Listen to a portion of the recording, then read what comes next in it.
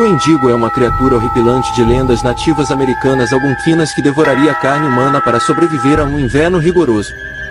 Mas eles são apenas mitos, ou existem humanoides realmente canibalistas esperando nas florestas por sua próxima vítima? Os algonquinos são alguns dos mais extensos e numerosos grupos nativos americanos na América do Norte, e já viveram ao longo da costa atlântica e da região dos Grandes Lagos.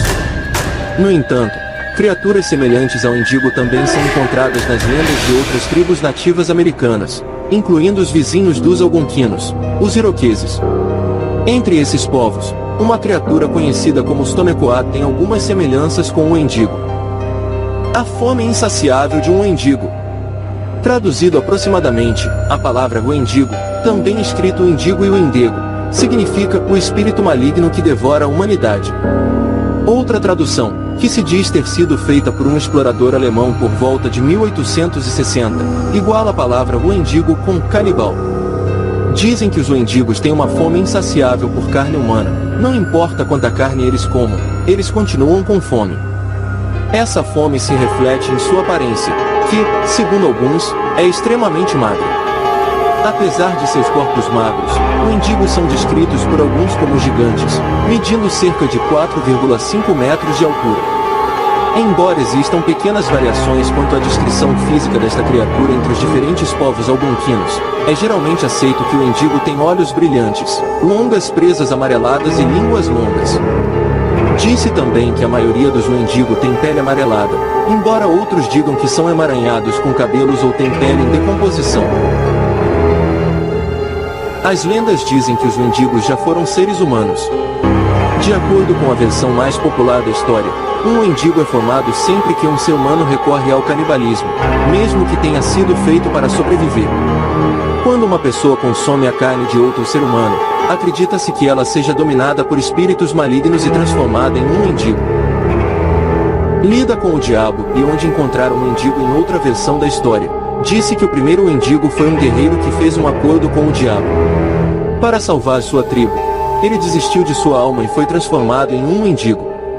Quando a paz se seguiu, não havia necessidade de uma criatura tão temível, e o guerreiro foi banido de sua tribo e forçado a viver como um pária. Alguns acreditam que a pessoa humana continua a residir dentro do Wendigo, especificamente onde seu coração deveria estar. Esta pessoa está congelada, e a única maneira de matar um Wendigo é matar o humano dentro dele também. Algumas lendas afirmam que a pessoa congelada é resgatada com sucesso de dentro da criatura, na maioria dos casos. No entanto, a morte é a única maneira de libertar uma pessoa do Wendigo. Acredita-se que os Wendigo vagam pelas florestas onde os algonquinos viviam, e há rumores de que os habitantes da floresta que desapareceram ao longo dos anos foram comidos por essas criaturas. Muitos avistamentos de Wendigo foram relatados ao longo do tempo, não apenas por nativos americanos, mas também por colonos brancos. Por exemplo, entre o final de 1800 e a década de 1920, disse que um Wendigo apareceu perto de uma cidade chamada Roseau, no norte de Minnesota. Foi alegado que cada vez que uma visão dessa criatura era feita, uma morte inesperada se seguia. Os avistamentos, no entanto, eventualmente pararam e as coisas voltaram ao normal. Entre os Cree, há uma dança tradicional chamada Vitkokansimovin, ou dança tipo Wendigo. Durante a dança, o temível Wendigo é retratado satiricamente pelos dançarinos. Além de satirizar o Wendigo, alguns nativos americanos até se tornaram caçadores de Wendigo. A crença no Wendigo forma apenas uma pequena parte da crença americana no sobrenatural, com 1 em cada 8 americanos tendo admitido uma leitura psíquica.